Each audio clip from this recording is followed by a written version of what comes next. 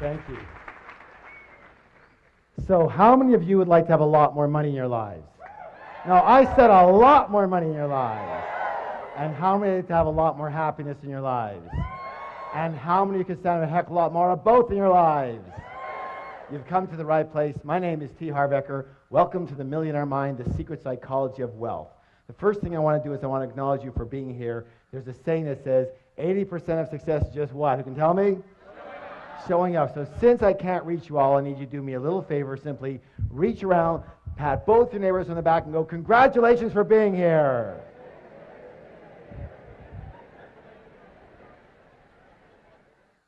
It takes a lot of courage to really have a look at your life sometimes and admit what's going on. And most of us, well, we're not the best admitters, are we? Kind of reminds you of this story about this lion who's walking along the path of the jungle. And he comes across a monkey. And he goes, hey, monkey, who's the king of the jungle? And the monkey goes, you are, sir, you are. He goes, that's right, and don't you ever forget it. Keeps walking along the path, and he comes across a snake. And he goes, hey, snake, who's the king of the jungle? The snake goes, you are, sir, you are. He goes, that's right, and don't you ever forget it. Keeps walking along the path, comes across a great big elephant. He goes, hey, elephant, who's the king of the jungle? The elephant just keeps walking. He goes, hey, elephant, who's the king of the jungle? The elephant just ignores him. The lion gets really mad, swipes the elephant on the butt, draws blood. The elephant gets angry, picks up the lion with his trunk, throws him around, fires him on the ground, stomps on his head, picks him up, throws him around, fires him on the ground, stomps on his head, picks him up, throws him against a tree, and the battered and bloody lion just lies there and says, hey, you don't have to get mad just because you don't know the right answer. Hey, you might as well laugh now because it don't get any better, okay? Anytime I do any training, I have 2 rules. How many rules? 2. How many rules? 2. Thank you. The first rule is really important. It says this: don't believe a word I say. Now, in all sincerity, why would I suggest that? That's right. Whose experience can I come from?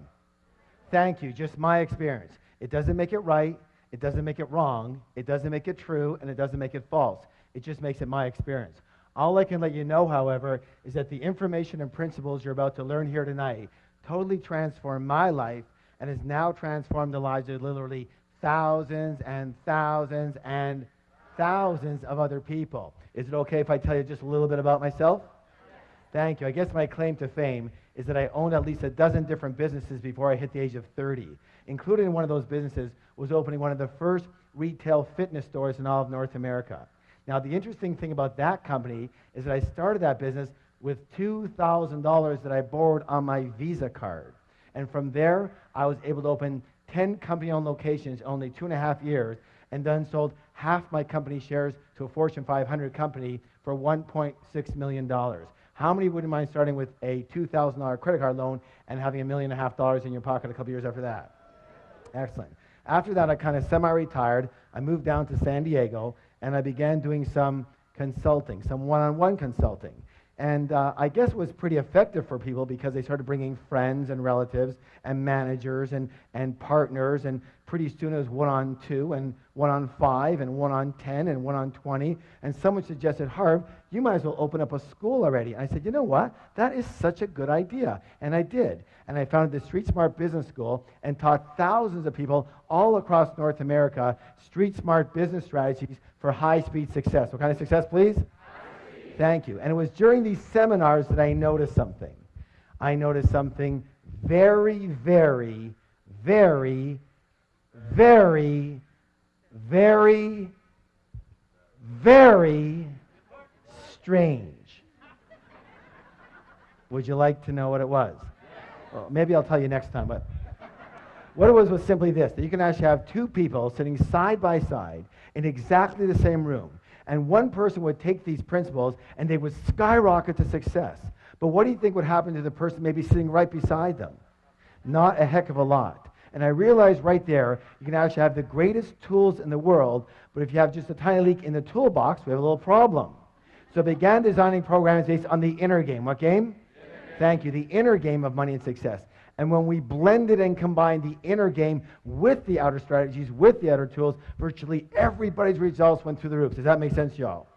A good example of what I'm talking about with this inner game is, how many of you notice the phenomenon that when a millionaire loses their money, they generally have it back a very short time later. True? A good example of that is, have you heard of this fellow by the name of Donald Trump? Here's this multi-billionaire who loses everything and more, and 2 years later, he's got it all back again and more. Why does this phenomenon happen? It happens because even though these people might have lost their money, they never lost their most important ingredient to their success, which was their what? Their millionaire. In Donald's case, it's his what? His billionaire mind. Do you realize that Donald Trump could never, quote unquote, just be a millionaire? Let me ask you your opinion. Are you willing? How do you think that Donald Trump would feel if his net worth was $1 million? Yeah, he'd feel poor. He'd feel broke, right? Now, listen, this is the most important thing you could ever learn. That's because Donald Trump's financial thermostat, his what? Is set for, everybody pick your finger up right here. Fingers up. Make it be with me. Billions, not millions. Most people's financial thermostat is set for, fingers up, thousands, not millions. Some people's financial thermostat is set for, fingers up, hundreds, not even thousands. And some people's financial thermostat is set for, thumbs up, below zero. They're freezing and they don't know why. Which brings us to the psychology of wealth. It's very important to realize that we live in a world of duality. A world of what? Thank you. Help me out here. In and out. Give me some examples. Black and white, hot and cold, back and forth, left and right, up and down. Excellent. Excellent. Let's take right and left. Is it possible to have a left side without a right side? Left of what? You see, they're a comparison. So just as there are outer laws to money, therefore there must be what? Excellent. You know, the fact is that most people do not reach their full potential. Most people are not successful. 80% of individuals will never become financially free in the way they would like to be financially free. And 80% of individuals will never claim to be truly, truly happy. And there's a reason. Would you like to know the reason? The reason is very simple. That most people are a little on the unconscious side. They live only on a very superficial level of life, only based in the visible world, only based in what they can see.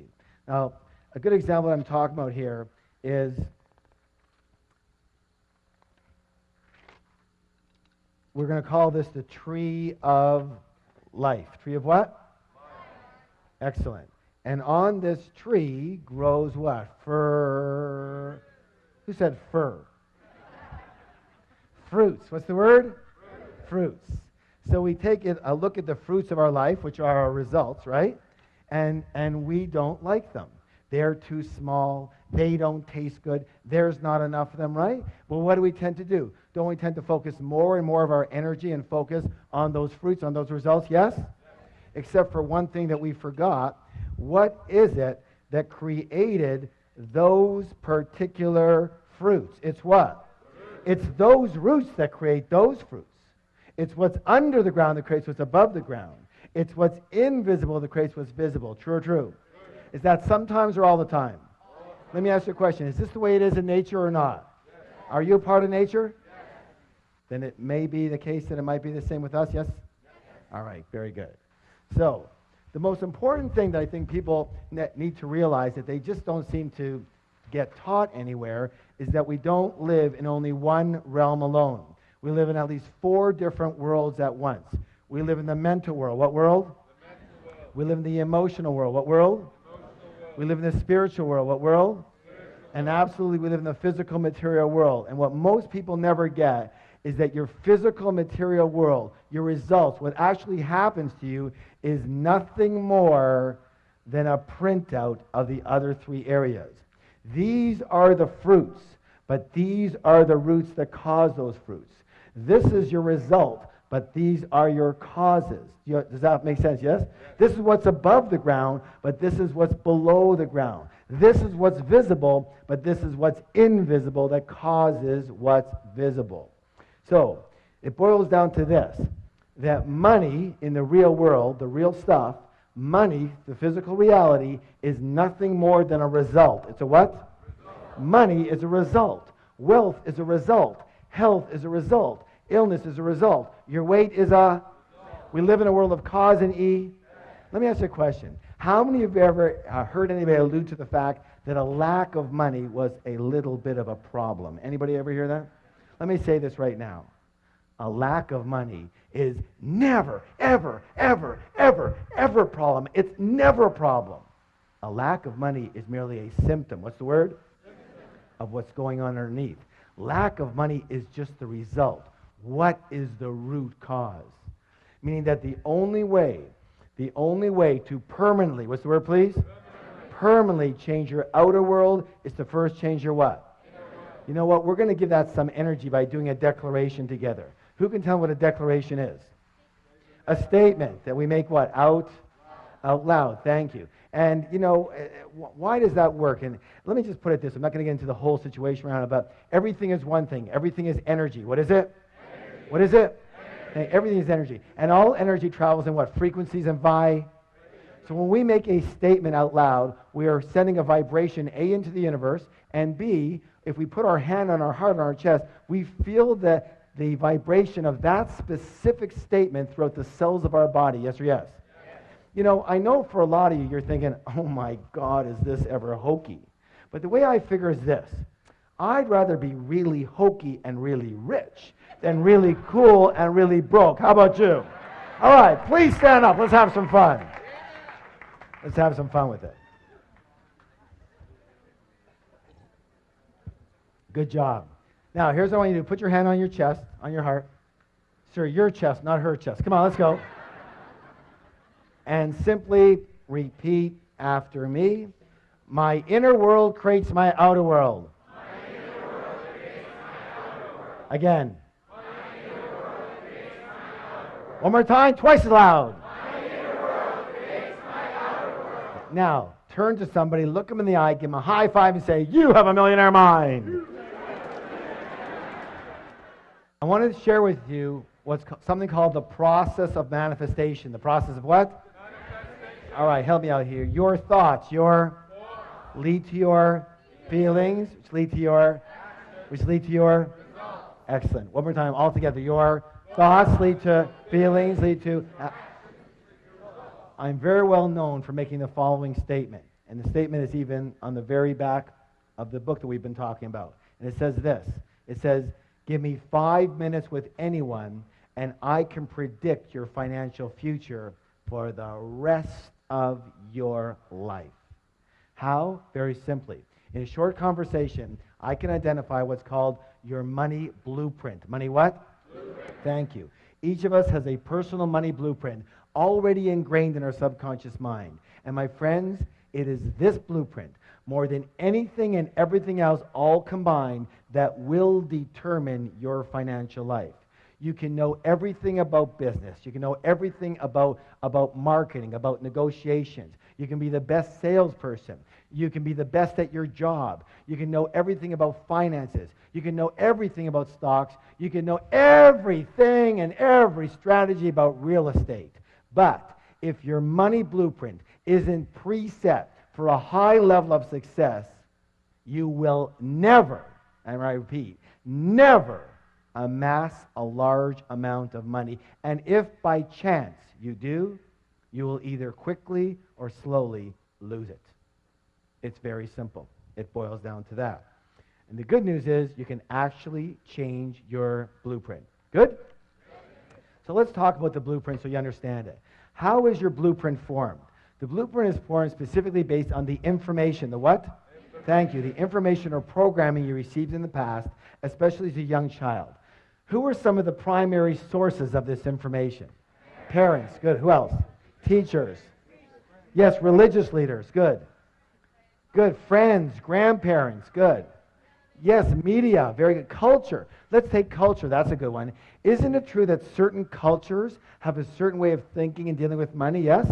And other cultures have a completely different way of thinking and dealing with money? Yes. And let me ask you a question. Does the child come out of the womb doing it that way, or were they taught how to do money that way? Thank you. Put your hand on your chest. Repeat after me. I was taught how to do money. Thank you. And so was I. We were all taught how to do money. And unfortunately, most of us were taught by people who either didn't have a lot of it or who had a lot of emotional issues around it. True or true? So how are we taught? How are we conditioned? 3 primary ways. How many? 3. You guys are doing great. 3. And the first way is called verbal programming. What kind of programming, please? Thank you. That's all about what did you hear when you were young. The second one's called modeling. What's it called? Modeling. That's all about what did you see when you were young. And the third one's called specific incidents. Specific what? That's all about what did you experience around money, wealth, and rich people when you were young. Now, let's talk a little bit about verbal programming. Let me hear some of the phrases that you heard about money, wealth, success, rich people when you were young. What are some of the ones that you heard? Yes, money doesn't grow on. Yeah, what? It takes money to. What else? Money doesn't make you happy. Good. Money's the root of all. Okay. We can't. Yeah. There's never a. Rich people are greedy, criminals, crooks. Wonderful. That's perfect. That's perfect. Yeah. You can't take it with you, right? Spoken like a true spender. All right. Do you want to hear my father's favorite? Anytime I asked him for anything, he'd growl at me and go, "Hey, what am I, made of money?" I used to joke around with him. I go, "I wish. I'll take an arm, a leg. I'll take a baby finger, Dad." He never laughed once. Never once. Let me say this. All, what's the word? All. Each and every statement you heard when you were young, every one of those is lodged in your subconscious mind and part of the blueprint that is running your financial life. Let's talk about the next one, modeling. Here's an interesting one. What were your parents or guardians like in the arena of money when you were growing up? Did one or both of them manage money well, or did they mismanage money? Were they spenders or were they savers? Were they shrewd investors or were they non-investors? Did money come fairly easily in your household, or was it always a struggle? Let me ask you this. Was money a source of joy in your home too? Or was it a source of bitter arguments? Why are we talking about this? Because there's a saying that says this: monkey see monkey, and humans aren't far behind. So generally, we will tend to be exactly like, identical to one or a combination of both of our parents in the arena of money. Unless we're exactly the opposite. Why would someone be the opposite? That's right. It just depends on how angry you were at them or at the situation. You said, "I will never live like this again." Got it? The third way is called specific incidents. Specific what? Specific incidents. Now, the best way to talk about that is with my own life and my own wife. Her name is Rochelle, and when she was 8 years old, she would hear the clanging of the ice cream truck coming down the street, and she would run to her mom and ask her mom for a quarter, and her mom would say, "Sorry, dear, I don't have any money. Go ask Dad. Dad's got all the money." She'd run on over to Dad. She'd go get her quarter. She'd go get her ice cream. She was a happy camper. The next week, she'd hear the clang of the ice cream truck coming down the street. She would run to her mom and ask her mom for a quarter, and her mom would say, "Help me out now. Sorry, dear, I don't have any money. Go ask your dad. Dad's got all the..." She'd run on over to Dad. She'd get her quarter. She'd go get her ice cream. She was a happy camper. Question! What did my wife learn about money? Yeah, first of all, that men have all the money. So when we first got married, what do you think she expected of moi? I'll tell you what, it wasn't quarters anymore. Somehow she graduated. What did she learn about women and money? That's right, that women don't have money. Mom, the deity, didn't have any money, doesn't have money. Therefore, the way of being for a good woman to be is not to have any what?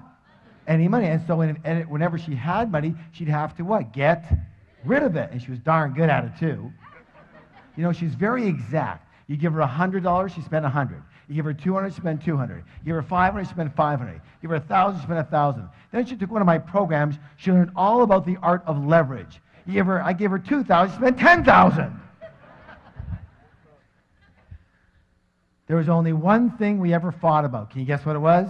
Money. And it almost cost us our marriage. And all I can say is thank God that we learned about the material we're talking about now and how to completely recondition each of our own blueprints and, this is important, Create a third blueprint for the relationship. Create a third blueprint for the what? As an umbrella for the relationship. Now, I want you to know something. As many of you know, as many graduates, we have a 3-day Millionaire Mind Intensive program. And one of the things I'm proudest about that program is what we're able to do for people in relationships around money. Because I know what was hurting me more than anything and biggest pain in my life. And what people don't really get is that each of you have your own blueprint, but you're going to need a third blueprint, like an umbrella blueprint, agreements, for example, on how the relationship's going to work around money. And most of us never entered a relationship with that in place. True or true? And most of us have never looked at it like that and go, let's create an umbrella blueprint, have we? And until you do, you'll always have problems with other people around money. So, all I can say is that it worked like magic, and we have never had a disagreement since. We fought every single day. Now, you would think that's an exaggeration, wouldn't you? I wish. No, some of you going, no. I wish.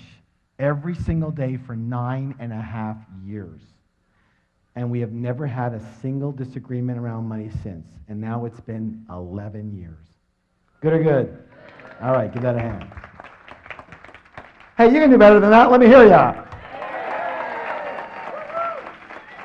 So the big question, even bigger question, the big question is this. What is your current money blueprint set for? Are you preset for success, for mediocrity, or for failure around money? Are you set for struggle with money or for ease around money? Are you set for working really hard for your money? Raise your hand if you're a big hard worker. Come on, let me see it. Where are you? Good. Nothing more than a preset pattern or program. That's all that is. Are you set for having a nice balance in your life? Are you set for having a very consistent income or an inconsistent income? You know, the up and down yo-yo effect. First you got it, then you don't. Then you got it, then you don't. Then you got it, then... Raise your hand if you know that one really good. Nothing more than a preset pattern. That's all that is. Are you set for having a very high income, a moderate income, or a low income? Do you know there's actual numbered settings? So, are you set for earning, 25 to 50,000 a year, 50 to 75, 75 to 100, 100 to 200, 200 to 300, 300 to 500? Nothing more than preset patterns and programs. And are you preset for saving money? Are you preset for spending money? Or are you set for avoiding the entire subject, if you could? Absolutely. Are you set for managing money well or for mismanaging money? For picking winning investments or picking losers? For trusting people with money or distrusting people with money? How can you tell what you're set for? Well, one of the easiest ways is what? Look at the fruits. That will tell you what the roots are set for. Let me give you an example of what I'm talking about. If the temperature in the room is 72 degrees, chances are really good the thermostat is set for how much, guys? 72. Now, here's where it gets really interesting.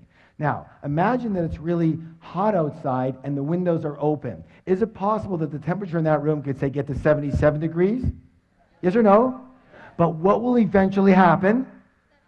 Thank you. The thermostat will kick in and drive that temperature back down to 72 degrees. Now, is it possible that because the windows are open and it's very cold outside, that the temperature in the room could, say, go to 65 degrees? But what will eventually happen? Thank you. The thermostat will kick in and drive that temperature right back to 72. Meaning that the only way to permanently, what's the word? Thank you. Permanently change the temperature in that room is to change that what? Thermostat. And the only way to permanently, what's the word? Permanently change your money life, your financial results, is to change your money what? Thermostat, otherwise known as your money blueprint. Does that make sense to you? All right, excellent. Now, who can tell me one of the simplest ways to make change? Decide one. What else? Yes, become aware of it. Good, good. Yeah, someone said marry rich. That's good. That's close. That's good. Obviously, one of the easiest ways to make a change is to model. What is it? Model people who have blueprints set for high levels of success. High levels of success, yes? And those people have a name. They're called rich people. And so one of the things we're going to do in the second part of the program here is talk just a little bit about how rich people actually think quite differently than most other people. But before we do that, we have to take a little stretch, so please stand up.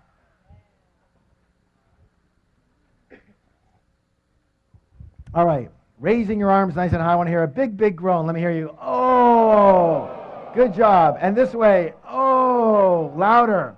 And the other way. Oh, and backwards. Oh, and forward. Oh. Give somebody a double high five and say, you're awesome.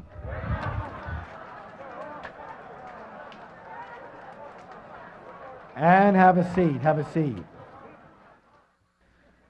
All right, let's get into some of these things that are lots of fun. So, the first way that rich people think quite differently than most poor and middle class people, and when I say poor and middle class, I mean the mentality more than necessarily the result. Of course, it depends on that, yes? All right, so let's go this one. Rich people believe what? I create, one more time, twice as loud. I create my life. And most poor and middle class people, what do they believe? Life happens to me. Life happens to me. If you want to create real wealth, it is imperative to believe that you are at the steering wheel of your life. You have to believe that you are the one who creates your success, you are the one who creating your mediocrity, and you are the one creating any financial struggle. Consciously or unconsciously is still you. But instead of taking full responsibility for what happens to them in their life, most people, well, they play the role of the what? The victim. Now, you can always tell a victim because they leave 3 indelible clues. And we're going to go over these right now. But before we do, I want you to realize that I do fully understand that what we're about to talk about here has nothing to do with anyone in this particular room. But just in case you know someone who should have been here, make sure you bring them next time. Yes? All right. So the first thing they do is what?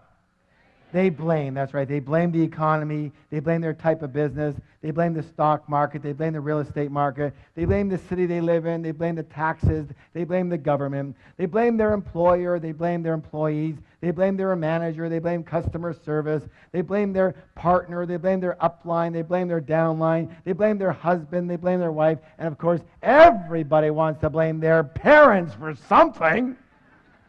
Or the next thing they do is they do what?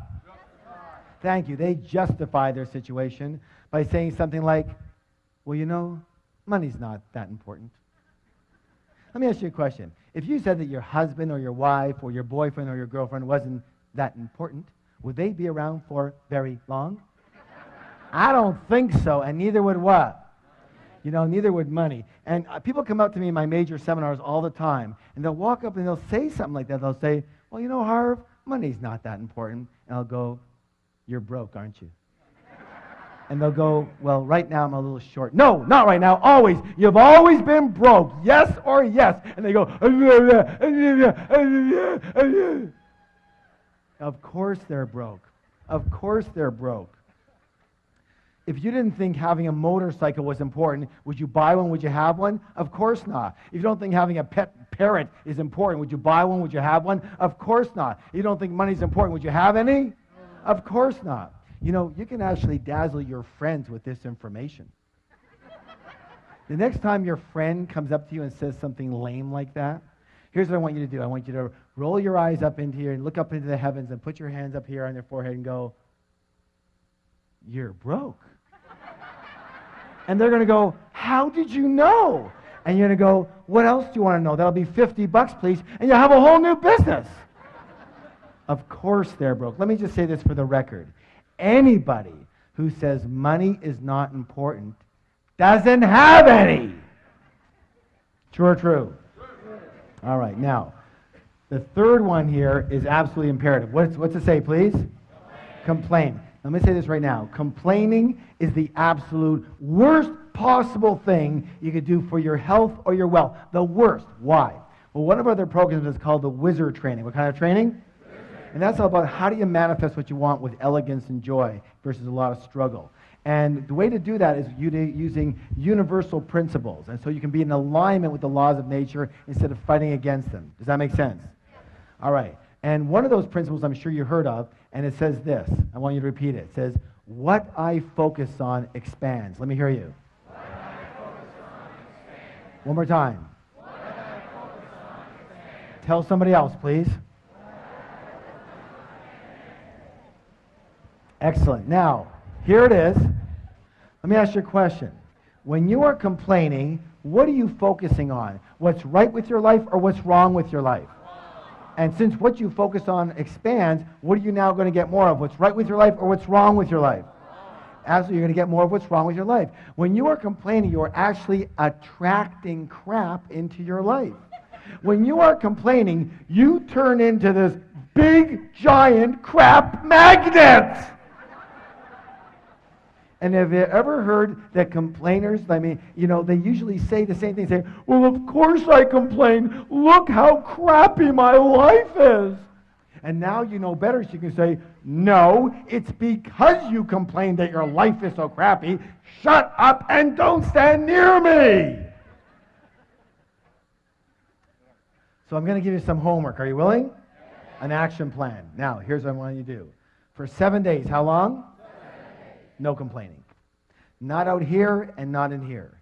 And when you can do that for 7 days, I promise miracles will occur for you. And it's got to be a whole 7 days. Why?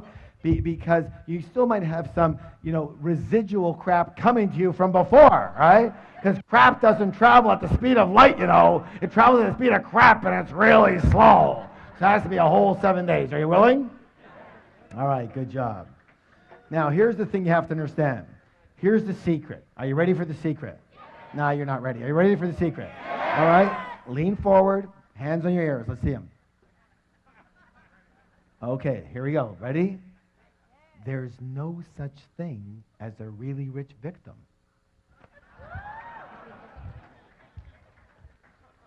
Yet being a victim definitely has its rewards, doesn't it? What's the big reward people get out of being a victim? That's right, they get attention. Is attention important to most people? It's the most important thing to most people. Why? Because when we were infants, we made a mistake, and a big one.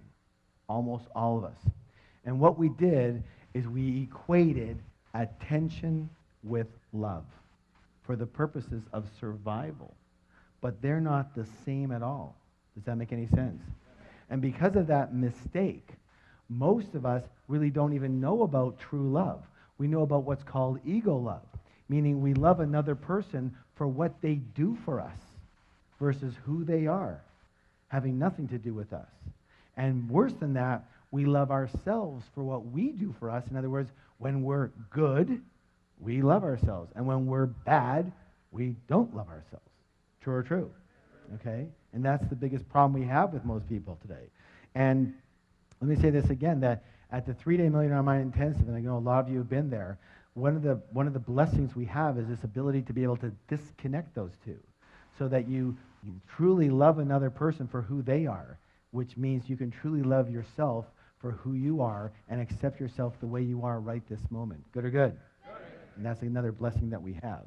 And so, as I said, there's no such thing as a really rich victim. So in order to stay a victim and get their attention, these people make darn sure they never get what? Rich. So here's a choice. You have a choice. You can be a victim or you can be rich, but you can't be both. You have to choose. And let me say this right now, and I hate to be so graphic about it, but we came here to learn, yes? Yes. All right. So everybody go like this with your finger. Put it over here. Watch. Every time you blame or justify or complain, you are slitting your financial throat and your happiness throat as well. And people, well, if they want to be around you, there's something wrong with them too.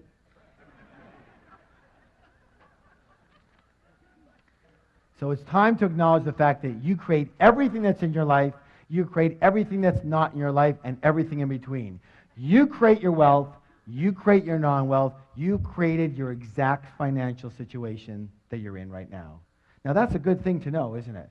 Because if you create it, you can discreate it. And you can create something else. Yes? All right, please stand up for the declaration. Put your hand on your heart. I create the exact level of my financial success. I create the exact level of my financial success. Again. I create the exact level of my financial success. One more time, twice as loud. I create the exact level of my financial success. Turn to somebody, look them in the eye, give them a high five, and say, you have a millionaire mind.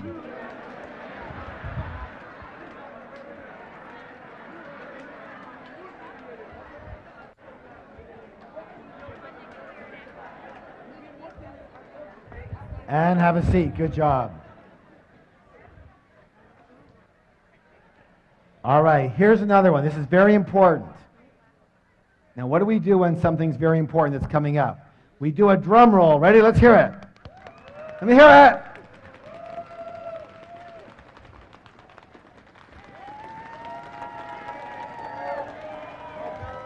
Good job. Rich people play the money game to what? Win. And most poor and old class people play what? Not to lose. Not to lose. Oh my goodness. Most people actually play the money game on defense versus offense. Let me ask you your opinion here. Again, in sports or any game you play strictly on defense, tell me, what are your chances of actually winning that game? How many people say pretty slim and none? And what are your chances of winning the game big? Impossible. True? And that's the way most people play the money game on defense versus offense.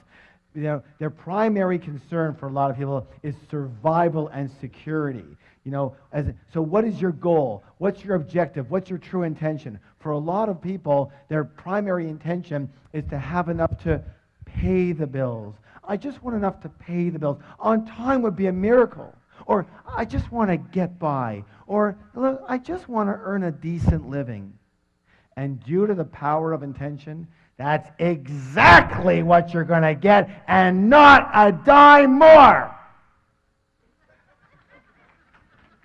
Some people know this quite well, yes?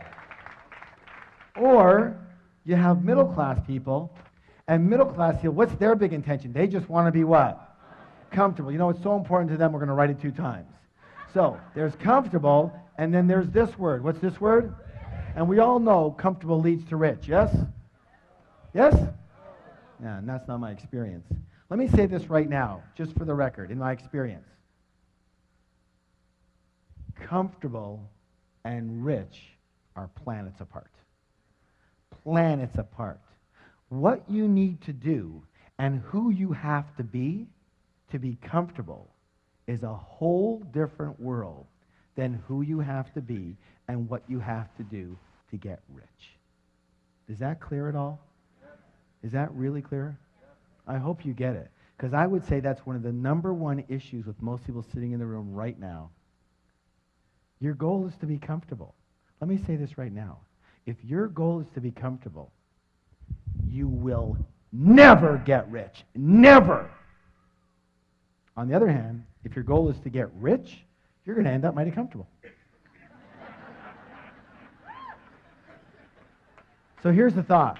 If you shoot for the stars, you're at least going to hit the moon. Most people don't even shoot for the ceiling in their house, and they wonder what the problem is. All right, here's what I want you to do. Another action. Are you willing to take the actions? All right, practice. Practice makes permanent. So tonight, when you get home, tomorrow morning, I want you, either yourself or with your team, to create a strategy. Create a what? Strategy. To help 10 times the number of people you're helping right now. Whatever business you're in, whatever job situation you're in, I want you to help 10 times as many people. Who can tell me why? Exactly, because that's how you get paid. One of the things we do in our programs is we have certain definitions. And the definition we use of a business person or even in a job is, listen closely, a person who solves problems for people at a profit or for pay. Say that with me. A person who solves problems for people for profit or for pay. Good or good? Good. So what's your job? This is what? Solve problems. And you get paid accordingly. Meaning that if you go out there to make money, what do? But if you go out there to solve problems, and if you go out there to solve 10 times the problems you're solving now, there's a good chance you're going to get how much more money? 10 times. Does that make sense? Because that's what delivering value is all about. It's about solving. Let me put it this way. If you're not solving a problem, I guarantee you're not getting paid. People say, well, Harv, how do I make more money? Wrong question. The better question is, how do I help more people? How do I help 10 times the people? And that's going to take a little strategy. And for a lot of you, it's going to take a little more leverage, a little more systemizing, a little more being based on results versus time. Does that make any sense? Yes or yes? All right, good job. So, please stand up for the declaration. Good exercise, yes. Hands on your heart. My goal is to become a multi-millionaire and more. Let me hear you. Again. Again. And nothing less will do. Let's make a high five and say, you have a millionaire mind. Question. In the last one, why did I ask you to add on and nothing less will do? Listen closely. This could be the most important words you hear all night. Are you ready? What you settle for is what you get. Let me say it again. What you settle for is what you get. If you look at your life right now, the results of your life is exactly what you've settled for. You understand what I'm saying? People walk into a job situation or a business. They walk into a job and they're in a job interview and the interviewer says, "Well, what's your salary expectations?" And they go, $250,000 a year. And the guy goes, "What? This job pays $30,000. Really? So find me another job that pays me $250,000. See, if you are only willing to do what it takes to earn $250,000 a year, that's all you'll accept. And you will keep on hunting and searching and creating the strategy until you get there. But if you are willing to take $30,000 and be comfortable and get by, that's it. You're done. Does that make any sense at all? What you settle for is what you get. Say, what I settle for is what I get. Tell somebody else, please. Good job. All right, let's go to the next one here. This one here is a simple one and really short. Listen closely. Rich people always think the word what? Both. And most everybody else thinks what? Either or. Either or. As in, either I can be rich or I can be spiritual. Either I can be rich or I can be good and kind. Either I can be rich or I can be generous. Either I can be rich or I can have my health. Either I can be rich or I can have time for my family. Either I can have money or I can have love. Either or, either or. All that is called scarcity thinking. What kind of thinking? Scarcity thinking. And the answer to all of those is what? Both. Both. Listen. Listen. You're smart enough. You're intelligent enough. And you are creative enough to create a strategy that works for you in your life. And if it's not working on day one, you readjust it until it's working on day two. The answer is what? Both. What is it? Both. Both. Absolutely. You can be kind and generous and loving and spiritual and compassionate and really, really rich. Good or good?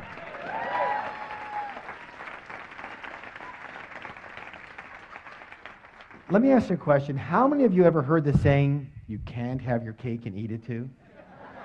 This, for my money, that is the absolute stupidest saying I've ever heard in my whole life. The all-time dumbest, the hall of shame, all right? You know, in my book, Secrets to the Millionaire Mind, I talk about this a little bit. And we give a lot of what's called wealth principles in the book. I want to read you this one. Rich people believe you can have your cake and eat it too. Middle-class people believe cake is too rich, so I'll only have a little piece. Poor people don't believe they deserve cake, so they order a donut, focus on the whole, and wonder why they have nothing. Stand up for the declaration, please.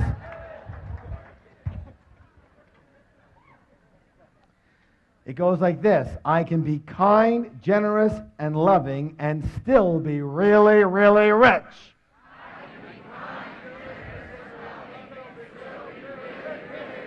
Again, I can be kind, generous, and loving and still be really, really rich. One more time. I can be kind, generous, and loving and still be really, really rich. Give me a high five and say, you have a millionaire mind. All right, good job, guys. Excellent work. This one here is such an insidious one. It's like something in the back of most people's mind, but they never will say it out loud. And it's one of the biggest blockers of all the blockages of wealth. Are you ready? Yeah. Rich and successful people admire and model. What's the two words? Admire other rich and successful people. And what do most everybody else do? They resent the heck out of them, yes or yes? Most poor and middle class people often look at other people's success with resentment or jealousy or envy, or they snip, they're so lucky, or they whisper naughty things under their breath. You have to realize something so simple, that if you view rich people as bad in any way, shape, or form, and you want to be a good person, then you can never be rich. You can never be rich. You can never be rich. So you have to practice. Say, I have to practice. So instead of resenting rich people, I want you to practice admiring rich people. I want you to practice blessing rich people. I want you to practice loving rich people. That way you unconsciously know that when you get rich, other people will what? They'll admire and bless and love you instead of resent the heck out of you. Much better for creating wealth. Yes or yes? Yes. You know, I want to share with you a philosophy that completely transformed my life. Are you willing to hear it? Yes. It's from the Huna philosophy. Where does Huna come from? Hawaii, thank you. And it simply says this. Bless that which you want. Say it with me. Bless that which you want. Bless that which you want. So what that means is this. If you see somebody with a beautiful home, bless that home and bless that person. If you see somebody with a beautiful car, bless that car and bless that person. If you see somebody with a beautiful family, bless that family and bless that person. If you see somebody with a beautiful, wonderful business, bless that business, bless that person. Why? Because anything that you negate, you can never have. Never. Does that make any sense? And you got to watch it. It's so quick, isn't it? It's so quick to do a little tinge of resentment, to negate them. And meanwhile, you know you can't have it after that. So, I have a little practice for you on this one. Next time you see somebody coming out of a limousine, I mean, someone who's got some money, obviously. Not some party kids with 48 people in the limo. Prom night! No, you know what I'm talking about. I want you to walk over to that person coming out of that limousine. I want you to shake their hand. And I want you to say, thank you. Thank you for being an excellent role model for me for creating success. Thank you for being such an excellent role model for success. Are you willing? All right. Please stand up for the declaration. Hands on your heart. I admire rich people. I bless rich people. I love rich people. I study rich people. And I'm going to be one of those rich people too. Turn to somebody, give them a high five and say, you have a millionaire mind. You know, we're talking a lot about rich people, getting rich, being rich. And some people come up to me all the time, they go, Harv, what's with the rich thing? Like, why, are you so into that? And I say, look, I've been called a financial evangelist. And I take that as a compliment. Why? Because someone's got to be a proponent for it. Do you understand what I'm saying? Amen, right. So, but let's talk about it because it's more than just money. So let's talk about why be rich. Number one, lifestyle. What's the word? Hey, obviously that's the most obvious one for the wonderful lifestyle it can afford you and your family. It's a nicer way to live, yes or yes? Yes. But number 2 is contribution. What is it? Contribution. Here's my thoughts. It says this. My feeling is this, that if you have the wherewithal to be rich, it's your duty, it's your obligation to do so. Why? So that you can help people who simply do not have that wherewithal. Does that make sense to you all? Because, and I'll say this, that if you're in this room, you probably have the wherewithal. Especially you self-selected yourself to be here. If you're hearing this message, you selected yourself to be that. You understand? And here's where I came up with that, like very specifically, a good example. A while ago, I was reading in the newspaper about a woman in Africa, Tanzania to be exact, and she has a goiter problem. Do y'all know what a goiter problem? It's like when they have the big, thick neck, right? And it's a thyroid problem. And you know that problem can be completely alleviated with a 10-minute surgery, 10-minute operation, and it's gone. In Tanzania, they have a decent medical system, but it's a pay-for-play deal. In other words, you pay for your doctor or your hospitalization or whatever. This woman with this goiter problem has, and it cost, by the way, cost $31 for this 10-minute operation. She has been saving for just over 5 years. 5 years, and she has $22. Twice a week, she doesn't eat. She has a newborn child who's going to be another mouth to feed, so she's feeling that it's going to take her another 5 years to get the other $9. So you would think, for goodness sake, someone just send her the stupid $9. Problem. There are millions, what's the word? Millions. Of people in this situation. Millions. Not 1, not 2, not 10, not 10,000, and not hundreds of thousands. Millions in this situation. So how can you help them better? By being broke or being rich enough to be able to do something about it? Do you understand what I'm saying? And I get this all the time. I get people saying, well, you know, what about the environment? What about this? And what about they're taking all the oil and they're killing all the forest and all that? They. Yes, some of them are. You want to save the environment? Get rich, buy a few million acres and save it.